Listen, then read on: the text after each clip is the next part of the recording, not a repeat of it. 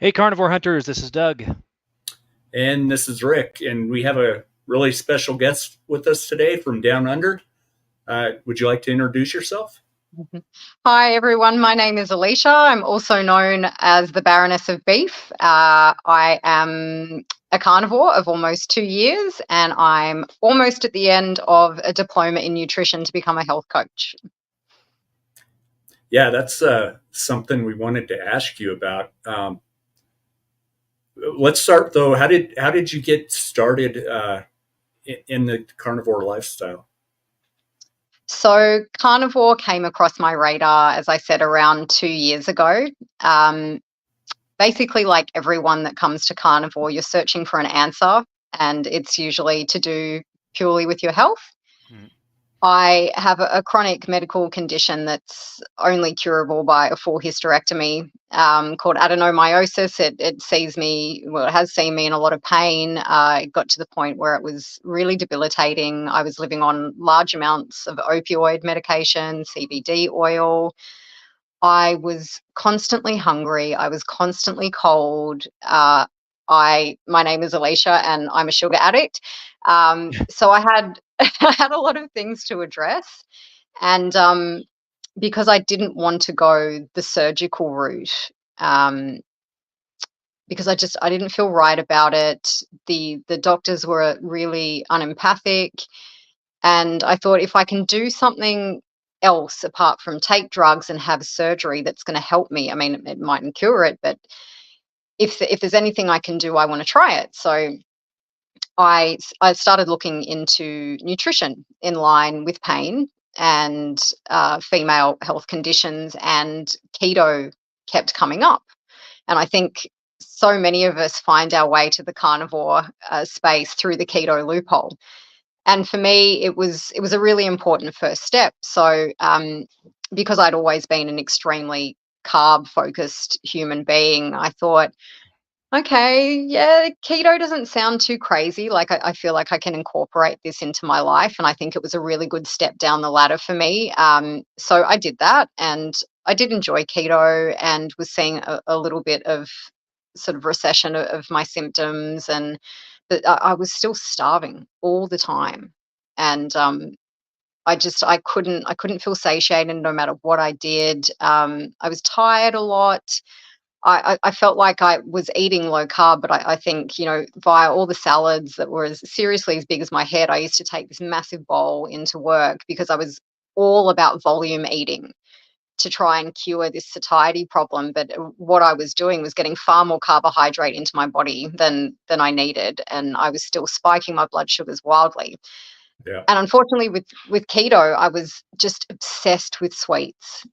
Keto really shone a light on how sugar obsessed I was. Even though I was having fake sugars, that they were still doing things to my body. And I can make some mean keto desserts. I'm telling you, like I became the master, the absolute master, because all I cared about was eating dessert. I didn't care about the main meal, getting the satiation from there. I was literally making the dessert before I made the main meal and thinking about that. It was just kind of like get through that part of the day, and then you can have all the treats. Um, and so I was like, this isn't a natural state for me to be in. Like, why am I so obsessed? And I thought, no, there's something about this it's just not working for me. So of course you start investigating again, and then you go back online, and you look at the literature, and carnivore just kept on coming up. And I thought, you only eat meat and animal products. So I was like, that is the stupidest thing I've ever heard of. I flat out, I will Mm. fully admit, I was like, that sounds dangerous. That sounds misinformed.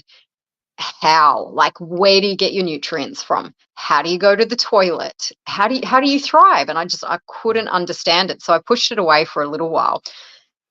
But it just kept coming up. And what really stood out to me was all the stories and the research that was kind of starting to come out about, the power of ancestral eating. And I was like, I need to do something. I was like, you know what? I've been prepared to, bend my carbohydrate obsessed sort of frame of mind. What if I just tried it? I'll dip my toe in. And the commitment to carnivore at first was 7 days, full 7 days. I was like, that is as much time and energy as I can give to this. Why not? So I did it for the 7 days. And the thing that just really floored me at the end of the 7 days, I wasn't reaching for my packet of opioids at all. Oh, Yeah. Very nice. Yeah. Yeah. And Yeah. at a time where I should have been medicating probably 4 times a day due to the pain and just to be able to function. So I was like, oh yeah, that's cool. I want dessert, so I'm going back to keto. So off I went back to keto and started eating all the keto treats and all the artificial sweeteners, and just started feeling like crap again. And suddenly I was reaching for the pill packet again. So it was like 1 step forward, 100 steps back. So finally I just got sick of myself, to be honest. And I was like, you've acknowledged that there's something in keto that's not working for you. You're still completely sugar addicted. You're not addressing the issue. I'm going to try the carnivore thing again. I'll do it for another 7 days. And if the same thing happens, this is the way I'm going to eat for the rest of my life as I foresee it. So I did it for another 7 days, and the same thing happened again. I was not reaching for the pills. Nice. And 2 years later, here we are. Right. Yeah. Yeah, that's interesting. My wife did end up having to have the hysterectomy very early. Wow. And it didn't help. I mean, some of the pains went away, but she was Yeah. still dealing with it a lot. And it wasn't until that's how I kind of came to carnivore too, is I wanted her off drugs. You're right. Isn't that fascinating? So, and she is. So we're just over a year later, and she's no longer taking any pain medication. She's not taking any. She also had a hypothyroid issue. She's not taking that medication anymore. So, yeah. So it's a good thing you didn't have the surgery, because if you're in situations like hers, it wouldn't have helped anyway. Yeah, it sort of gets touted to you, especially with the condition I have, adenomyosis, and sometimes with endo and stuff like that, that it's the cure-all, but it comes with its own set of issues. And yeah, sometimes it doesn't cure, it doesn't stop the pain. So you just end up in the same situation, then you're having to heal surgically, and that's another hurdle in your life. So I'm so thrilled to hear that for her. Yeah, I'm definitely happy to have her off of them for sure. So I can imagine. And yeah, I was on 5 or 6 medications myself, and I'm down to 1 right now. I took myself off all the other ones. The one I'm on is a blood pressure, and I put myself back on because my blood pressure shot back up. But I think it's still improving. I think eventually I'll be able to take myself off of that. Yeah, it's a massive achievement. And you touched on something really important there, Rick, is that you know yourself and you know your body. And if you need to do certain things for your health, you do it. A lot of people, I think in the carnivore space, particularly when it comes to eating or supplementing, can get really rigidly locked in, and they're like, no, it's just the nutrition alone that's going to solve all my problems. And sometimes you've got to be prepared to be a little bit flexible with yourself.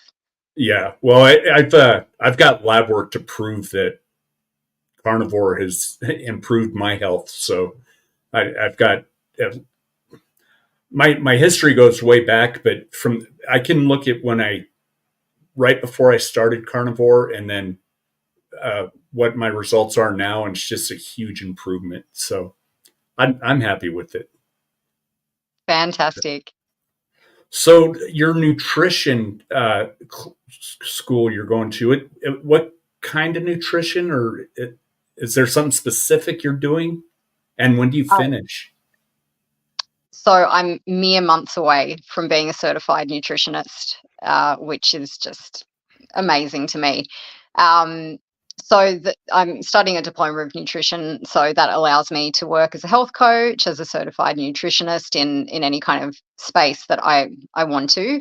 Largely, I will be working in ketogenic and carnivore health, but anyone is welcome to come and see me. Like, you know, if you're a human being that is interested in improving your health, come.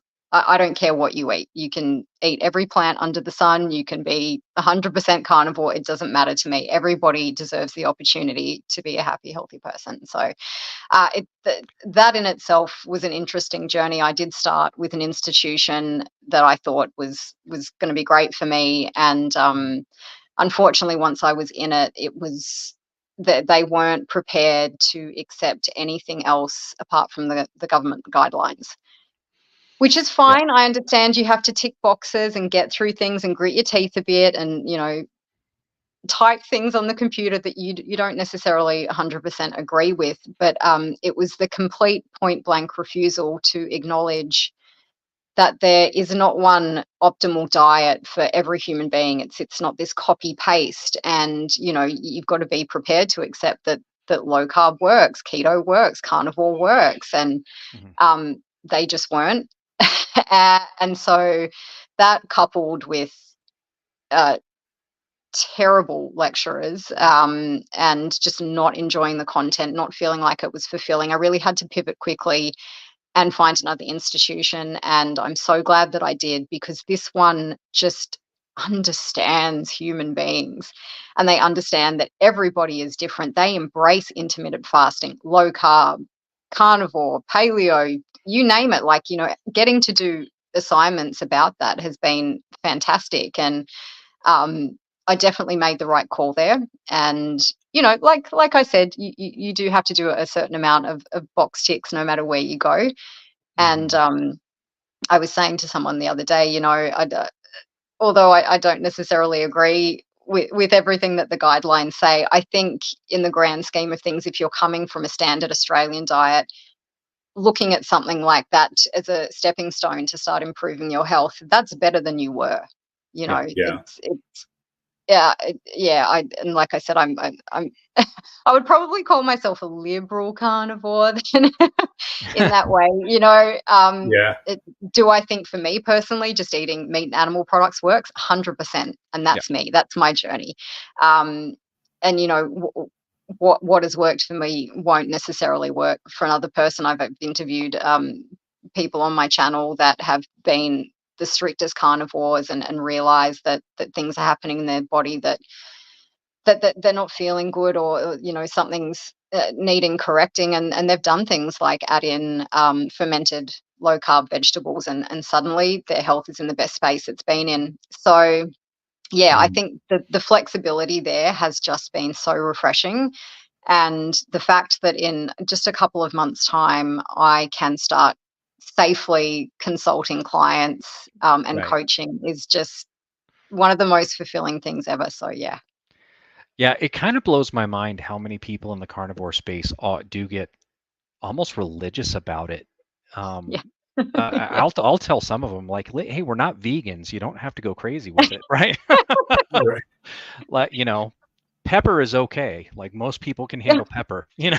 Well, yeah. Look, I always say, you know, if within the space of your own carnivore lifestyle, if you are having things that are not causing you grief, do it. Go Be for it. happy. Yeah. Like, it's like, who are you virtue signaling with your food to, and why? The only person it should matter to is you. And if it's causing you no health issues, I mean, I'm sitting here with a cup of peppermint tea. I'm sure the carnivore police are coming around the corner, sirens blaring.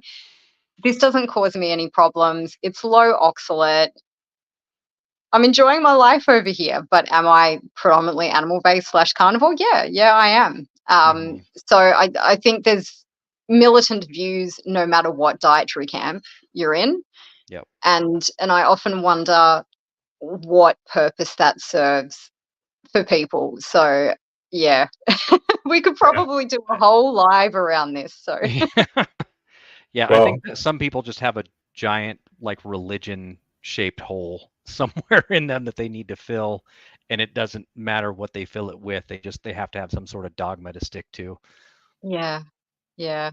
I see a lot of shouting and finger pointing, and you're not really carnivore in groups and stuff like that. And I just ended up getting off a lot of the social media groups, because I didn't find it nourishing, and I found it really inflammatory for my nervous system to just go.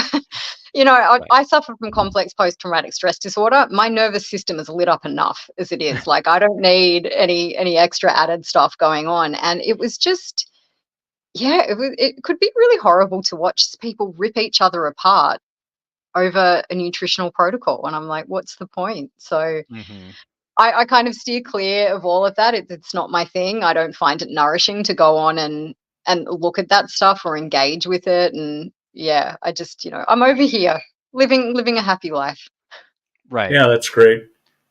What was I going to ask? So when you finish and you can start coaching other people, are you going into business for yourself, or are you looking for some sort of organization to work for? Look, I'm not adverse to working for an organization. It would have to really nail a lot of criteria for me to do that. But no, I want to be my own boss. I've always wanted that.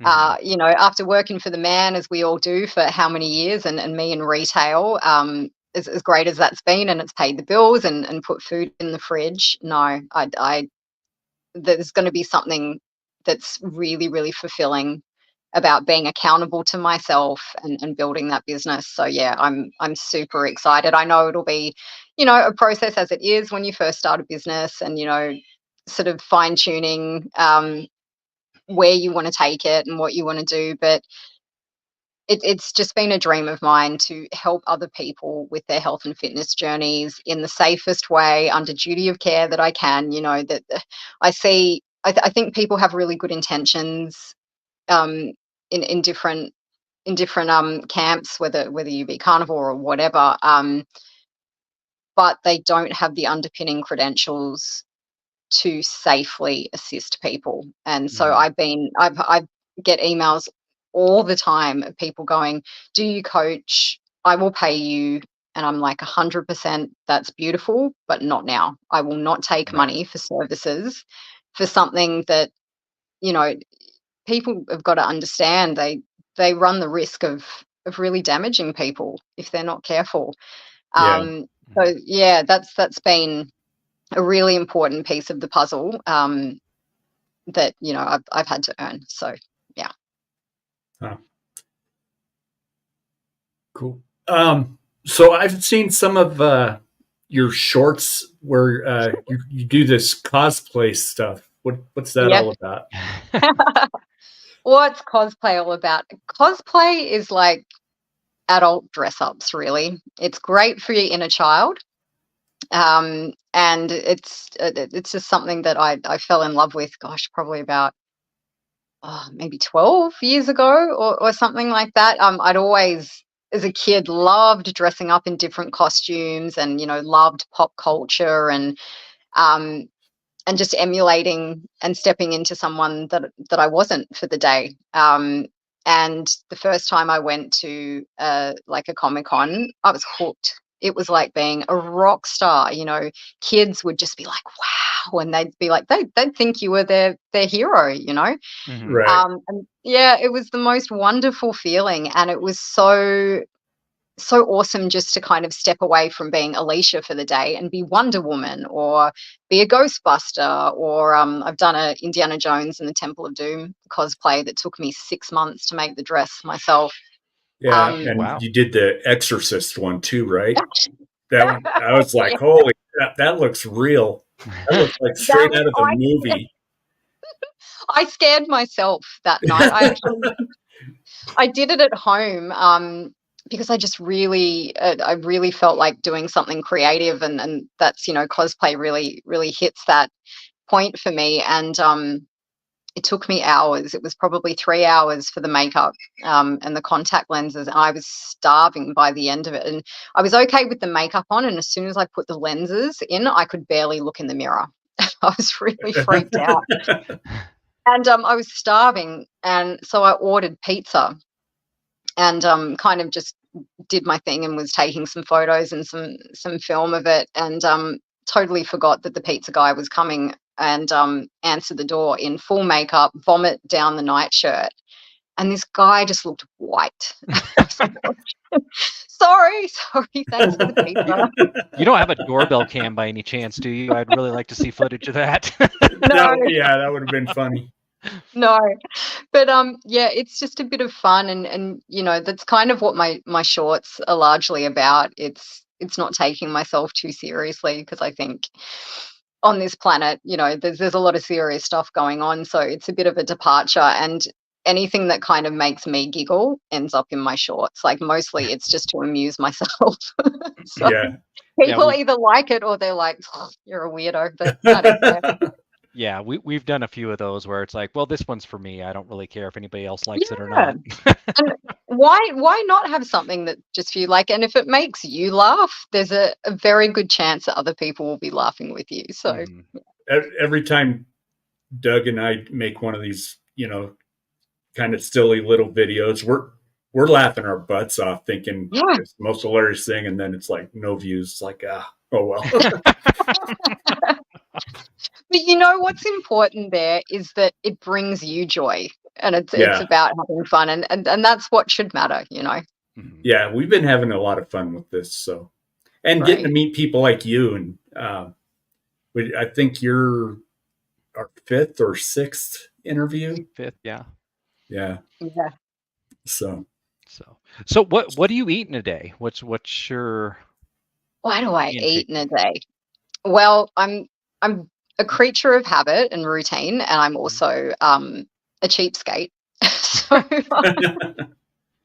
I'll largely eat the same things. I've been playing around a bit with my meal frequency. I was leaning really hard into the fasting for quite a while, and you know, I think I always say listen to your body, and it was giving me some very clear signals that it was like, this kind of isn't working for me. I need more food. So typically I'm too mad. But sometimes I will have a third meal. Like, I had 3 meals yesterday and loved life. It really depends on if I'm in. One of the things I really love about carnivore is that I'm so in touch with my hunger and satiety now. And I mhm. understand what being legitimately and physiologically hungry is, and full. And I had no idea what that was before, because I trashed my hormones so badly through all these binge restrict behaviors that my leptin and ghrelin were like, bye, we're out of here. We can't help you. So carnivore has healed that for me. That's been another piece of the carnivore healing journey. So yeah, it's usually 2 meals. Sometimes I'll have breakfast and I'll have lunch, and there'll be no dinner, or I'll move it. There'll be lunch and dinner. I love ground beef. I could live on ground beef for the rest of my life. I Yeah. just, it's so satiating to me. I love making it to burger patties, love mixing it up with a couple of eggs.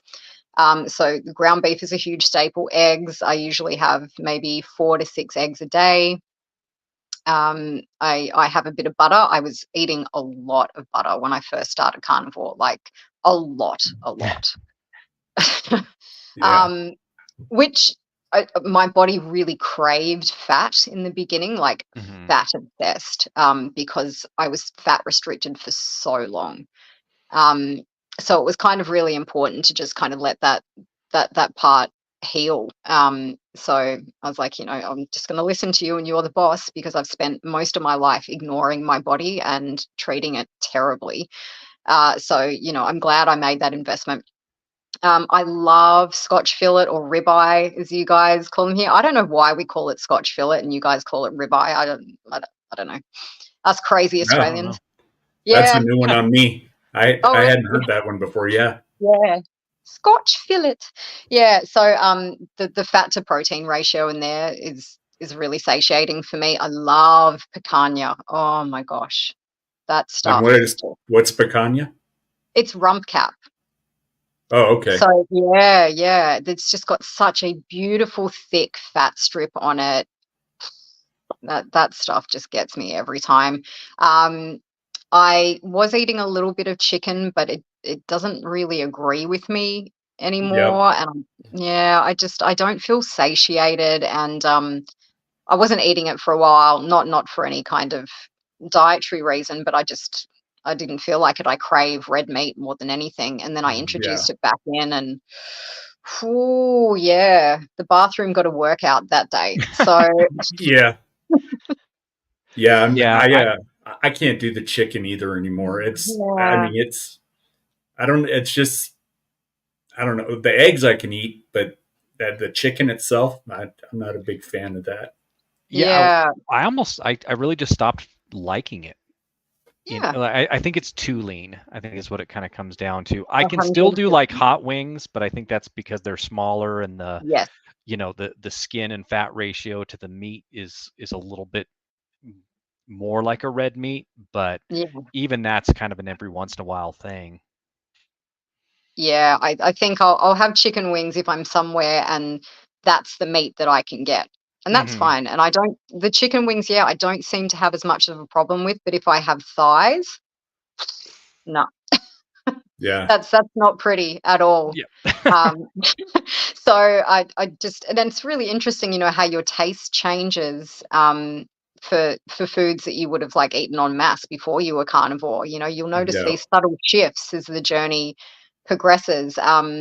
And people are often like, but you only eat about, 5 or 6 different things. Aren't you bored? Like, and I'm like, no, I'm in heaven, absolute heaven. I Yeah. love going to the fridge, opening it and going, in 10 minutes, I'm going to be fed, as Hmm. opposed Yeah. to 2 hours of cooking random things that, are just not good for me. I love that. I love that. And I've never felt the relationship with food really changes on carnivore. It's not this event anymore that you are emotionally tethered to. And that's really important for me because as I said, I have binge restrict behaviors in the past and a lot of emotional eating. And there's nothing emotional attached to my food anymore. So that's freedom right there. Hmm. So yeah, it's like as my name would suggest, it's predominantly beef. I eat eggs. I have butter. Occasionally I will have salmon and prawns if I'm in the mood for it. Um, Hmm. yeah, rump steak, like yeah, any red meat I can get my hands on. The only thing I can't have is lamb. There's something about, I think, the protein that really disagrees with my body, and I have Hmm. almost like an autoimmune response there. It makes me very sick, which I'm sad about because I would love Australian lamb is to die for. Yeah, Yeah. so yeah, so that's what I eat. Have you ever tried any wild game or? No, I mean, here, it's probably because I feel like I don't have as good access to it. I mean, our supermarkets are getting a little bit better with some of the more exotic or wild things that we can get our hands on. Hmm. But I think if I lived in the States, I would have more of an opportunity to. I've tried like venison ages ago, and I did really enjoy it. We have kangaroo here. Kangaroo is very tasty, but it's very lean, very lean. Hmm. Yeah. So I don't feel like it gives me a bit of a bang for my buck. But no, I would totally try a whole host of animals if I was given the opportunity. Yeah. Well, pretty much all wild game for the most part is going to be very lean. So yeah, venison Yeah, and elk, elk. same kind of deal. We have to we have to add fat in to Yeah, basically everything we make. yeah, Yeah. But I would love to try some kangaroo. I've heard it's very delicious. yeah. It's quite gamey in its taste. But yeah, it's a surprisingly beautiful meat to eat. I was in Australia back in '88. I think that was your Oh wow. bicentennial, right? '88. And I was in the Navy back then. So we started in Perth and then sailed all the way around to Sydney and Melbourne. And it was very interesting tasting the differences between, say, like an Australian Pizza Hut versus an American Pizza Hut. It, Yeah, it was it was very bland compared to what at least the one I ate at. It was crazy. And then probably the craziest thing I tried that you can get it here in the States, but you have to kind of look for it. It's the Vegemite. And I just remember that being kind of horrible. Like I don't remember liking it because you guys use it like butter, right? Or like peanut butters. Almost. Look, it's a national treasure of Australia, the good old Vegemite. I guess you guys have. Do you have like Marmite over there? Is that a thing in America, or any kind of yeast extract spread? That's essentially what it is. So yeah, it's Yeah. the weirdest invention on the planet. Like I always think when products come out, I'm like, there was meetings about this. Like it's this brown sludge in a tub that people just like love here. And I used to love Vegemite totally. It's very salty, very full on and an acquired taste. And yeah, I can understand why you would have had it and just been like, what is this? This is something Yeah, it from was. Satan's butthole. Yeah, it was. Um, it was a good experience though. Like, especially when I was in the Navy and I was traveling, to all these countries. I rarely said no to any food. Like I wanted to try everything, stuff you wouldn't see here in the States. Yeah. So Yeah, I mean, yeah, there's a lot of similarities, and I guess if you think about restaurants that we both have, it's same but different. There'll be little tweaks in the ingredients and stuff like that, and I love McDonald's patties here. Like if I'm out and about and I can't get a meal, I'll get a couple of quarter pounder patties. And the difference though between American and Australian McDonald's, because I've had both in my life, yours is far better. I would 100% rather yours, and it's probably the same thing. Like they really haven't changed much, but it might be like Australian beef versus American beef. I don't know, but whatever you guys are doing with McDonald's, keep doing it. Yeah. well, I don't know though, because I one of the big gripes that Doug and I are learning from an American viewpoint is all the preservatives and the dyes and all the other stuff. So what are they doing to their hamburger to make it taste better, right? That might be illegal where you're at.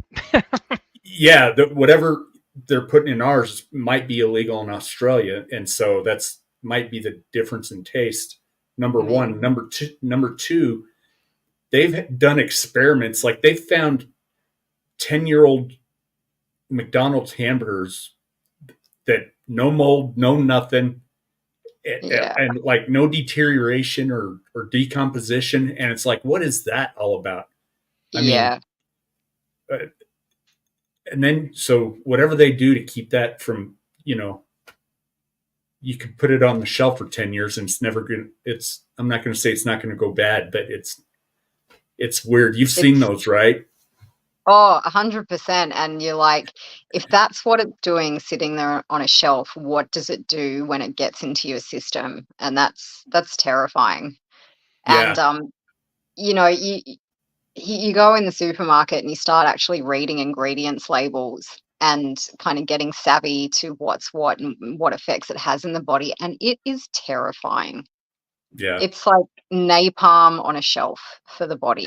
And I think there is a certain level of regulation and transparency that food companies have to have, but it's the dressing up of ingredients as other things that can really throw people off, and they won't be understanding exactly what they're eating. And it's like I now think about it, if the foods that I used to eat and love, and that were full of sugar and refined this and refined that and dye number blah blah blah, if you actually separated out those ingredients and looked at them, there is no way in hell you would eat that food. You'd be like, what is that? And why would I put it into my body, this chemical cocktail of disaster? So yeah, you have to be careful. I mean, even as a carnivore, you do, I know a lot of people like to have deli meats and things like that, which is totally fine. You do you. But if you flip over the labels and you actually look, like there's some ingredients in there that are a little bit nefarious, and I think if you can seek out a cleaner version of things for yourself, you'll definitely feel a lot better. I mean, look, I'm a sucker for pepperoni and salami and things like that. But I know how it makes me feel after, and I know what's in there. So, Mm. if I'm going to eat stuff like that, I'll choose to maybe have just like some air cured prosciutto instead. Like that's my trade off on a carnivore pizza. But yeah, there's some dangerous stuff out there in the supermarkets, that's for sure. Yeah. Well, and I've noticed on the rare occasion where I will go in and treat myself, to something that I used to love, Yeah. my memory of how it tasted is much better than reality. Like Yeah. it's now that it's, I'm 98% beef in what I eat, Yeah. you put some of that crap in your mouth and you're just like, well, that doesn't even seem worth it. It doesn't. Yeah. It's such a difference when you've distilled down your palate and your taste has changed. And I don't know how you guys thought when you first came to it. I mean, for me now, I don't use spices or anything. It's just salt. I love smoked salt. Gives it that Mhm. barbecue flavor, and that's all I need. On occasion, if I want some white pepper, I'll have it. If I want black pepper, I'll have it. But now I don't feel the urge to cover the meat with a Mhm. different taste. And when you go and eat something that perhaps you used to see as a treat, or something that you used to regularly incorporate, and you're just like, this experience is completely different now. Mhm. Yeah. Yeah. Once you kick whatever addiction you had, you're like, Yeah, oh. whatever addiction from the myriad that exist out there, whether it be food, alcohol, Mhm. nicotine, whatever. Yeah. One spice I still use, and it's mostly out of habit more than anything, is turmeric. I'd like Ah, to sprinkle it on the eggs, and oh, okay. Yeah. I always did it for the not for the flavor, but the anti-inflammatory properties. Right, back Yeah. when I was fat and out of shape, and and I just kind of like it now. It doesn't affect me negatively, and so I will still use turmeric on my eggs. Right. Yeah. So, Yeah. um, but like I said, not for the flavor. It's just something I like to do.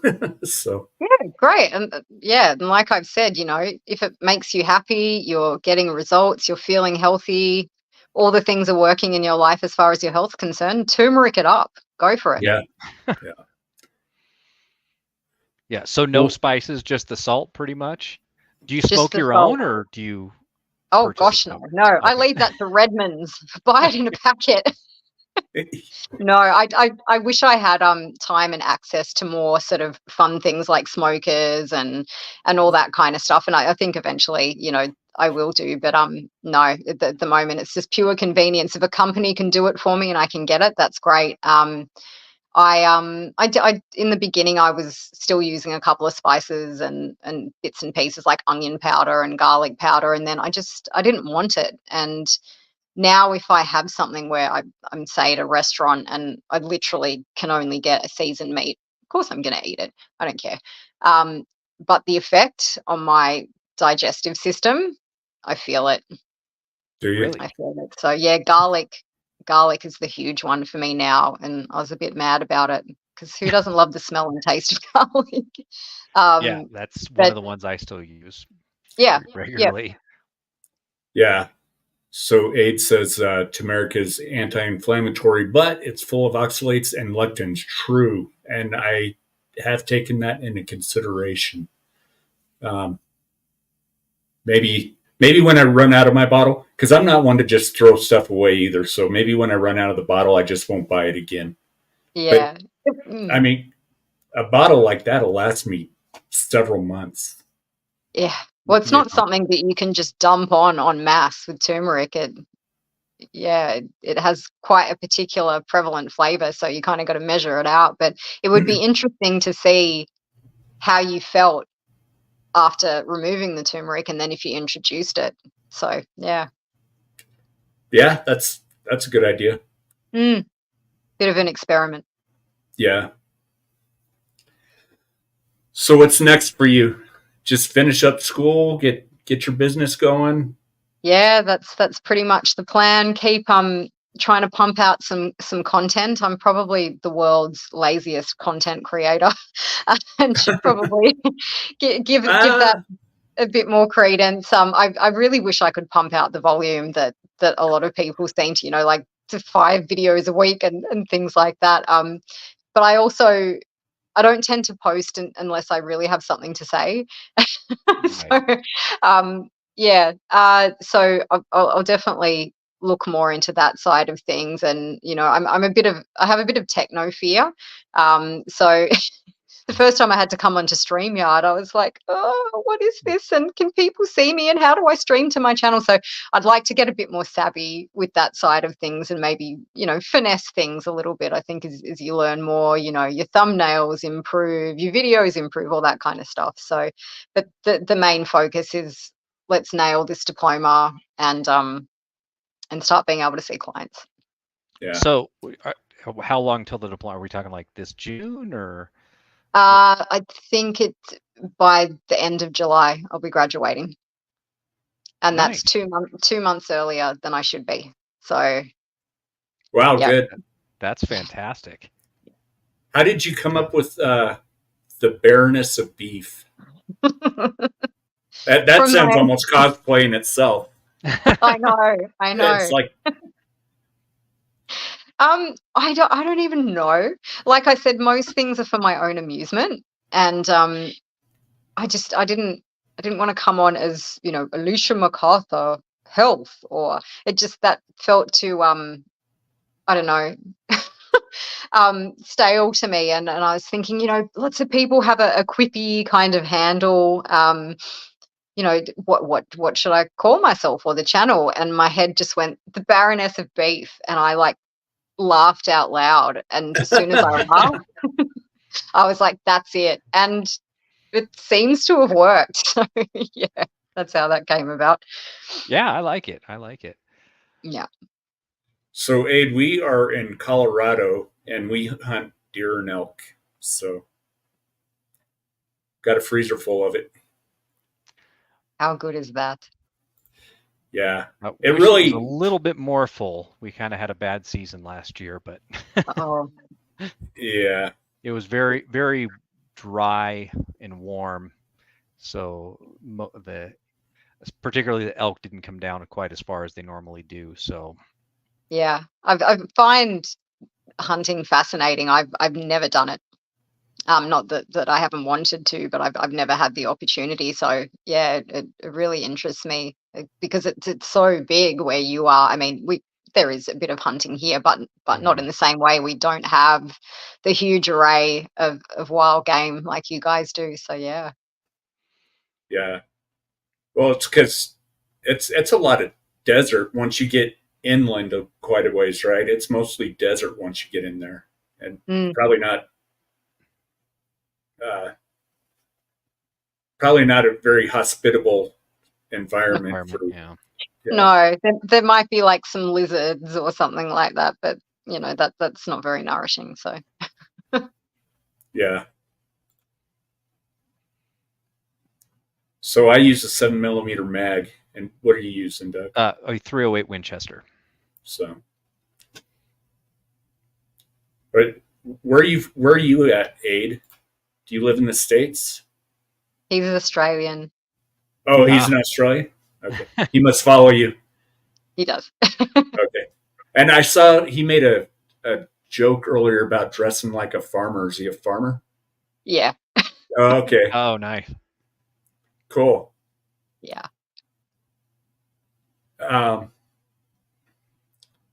Well, shoot. What do you have anything else, Doug? I don't think so. We've come to the end, huh, fellas? Yeah, I think so. We had some questions written out, and you kind of... Yeah, you barreled right in, but went through all our questions. So. We're like... okay. Be like, shh, give us a chance. No, it's really fun. It was great meeting you, and congratulations on graduating. I know you're going to do it, and good luck in all your endeavors. And who knows, Doug and I might be hitting you up for some advice one day. Yeah, Yeah, well, for I'll sure. know a good nutritionist, so drop Yeah. me a line. Yeah. But So, thank you. are, do you have like a website that you're in the process of building since you're so close, or anything like that? Not yet. I think largely I'll be advertising my services through YouTube, and like I said, people can feel free to reach out to me. My email is in the bio on my YouTube channel. I'm a very antisocial creature, and I don't do Instagram, and I don't really do the Facebook thing anymore. So that's kind of the main um, way that people can reach out. So yeah, look, all that stuff will come in good time. Yeah, as long as I can hold that diploma in my hand, yeah, that's the first port of call. So I just wanted to say, guys, this has been such a fun fun interview, and I'm really glad that we finally got to connect. Thank you for having me on the channel. Oh Yeah. yeah, Thank you for thanks for joining making us. time for us for sure. I know it's Anytime. pretty early where you're at, early on a weekend, right? So, It's 9:45, and I've been up since 2:30 this morning, so we're good. oh, good. Why are you up that early? Like, Oh, don't ask. Yeah. Yeah, So I'm an early morning creature, and that's when I leverage all my dopamine at the start of the day, and if my body wakes me up, my body wakes me up. It's time to get cracking. So, yeah. yeah. Real quick, Aid, we do have a liver preparation video from that was from last our year, right, Doug? yeah, We just this last season from harvested a year ago. yeah. So heart, yes. Brains, nah. I don't know if I could do that. Yeah, we haven't tried the brain. Heart does cut into 3 nice steaks though, Yeah. for sure. Do you get your meat from him, Alicia? No, No. no, Uh, he'll have to send me some. yeah, for sure. Shoot, Yeah, no, send me some. we're in different parts of the country, so yeah. All right. Alrighty. Well, thanks again, and let's do this again sometime. Get to Yeah, catch I up. would love Yeah, that. Thanks, All guys. right. absolutely. Thanks for All right. joining us. Bye, everybody.